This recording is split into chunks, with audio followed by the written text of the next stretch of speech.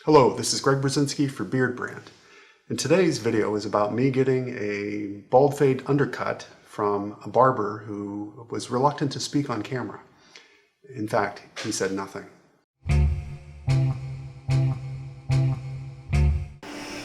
This is Tony. Actually, I don't know what his real name is, but he bought Tony's Barbershop.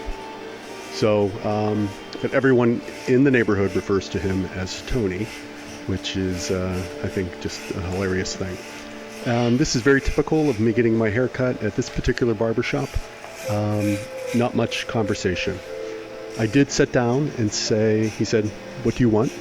And I told him that I wanted a clipperless guard above the ear, tapered back, minimal lining on the front, nothing off the top. So that's the degree of conversation that we had. So I use this as an example that you can go to a barber that you might not speak the same language with, or a barber that you might not have rapport with, and still get a good haircut. You can see he jumps right in and starts with a very tight clip around the bottom and just gets right into what he's going to do. What Tony does also is he doesn't make a line directly around my head and then go up to it. He doesn't make guidelines or anything like that. It's pretty much based on feel, how my hair is laying that day, the progression of my gray. So he will go around my head several times and continue to clipper and to blend in the hair. So you can see him, he's going around again. At this point, he's blending in the top. Now, I told him not to take any off the top, and he will not do that. He will do that, as I've asked. And so he'll start to blend in some of the top here. Once again, going around multiple times around my head. You can see on the back of my head here, when clippers are on my head, I have very sensitive scalp. I will get almost a heat rash on the back of my head, which goes away within about 10 minutes of getting my hair cut. Some people are very particular. They want the same barber all the time, and that's the case for me. I like going to Justin the barber.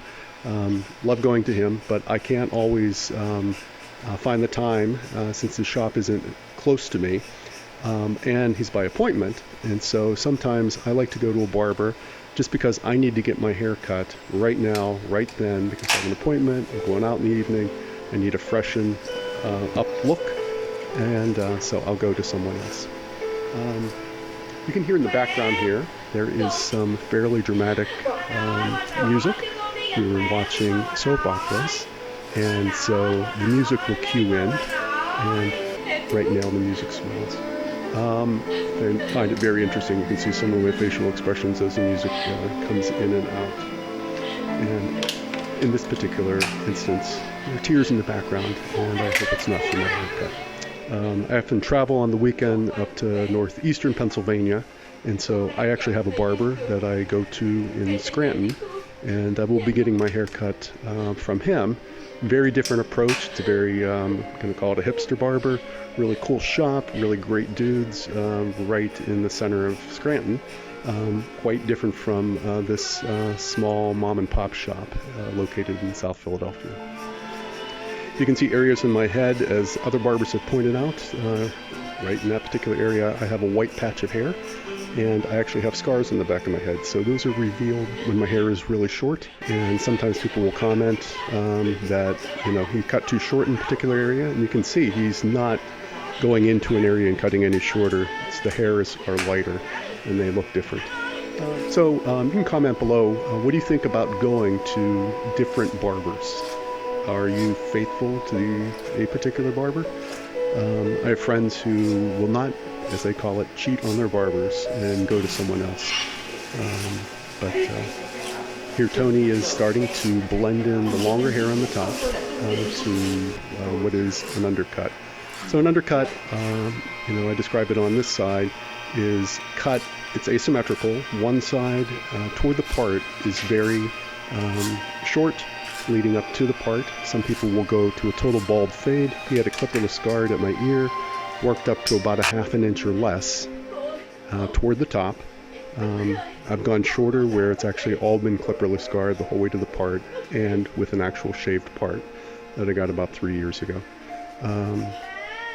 And leaving the hair on the top long. You can see he's actually started to trim some of those back hairs leading up to the top of my head.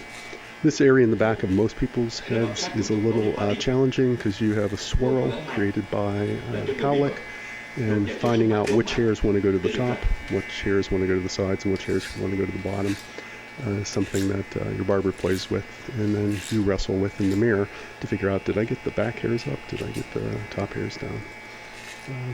Trying to blend in those top hairs as he's getting closer to pulling them in. Thanks to Berzinsky for shooting this. It was kind of difficult in the shop, crowded around where his chair was. A lot of this is actually photographed in the mirror, and moving around a pretty tight area, so props to him. The conversation with me and Tony is gripping, I know. So he's making those adjustments, continuing to make sure the line is straight, and that we're getting a good transition between the ear and the part. I take the comb into my own hand and see that looks pretty good. And so right now, knowing how I'm going to style my hair, he'll make those final transition cuts to bring the top into the bottom. So that's it. Comment below. Tell me what you think. Sorry for my long-winded conversation, but Tony was a little short on words. Until next time, beard on. Beardbrand is a premium men's grooming company with products not only for your beard, but also your hair and body. Do yourself a favor and head over to beardbrand.com and take care of yourself. Or you can stick around and watch a few more of our awesome videos.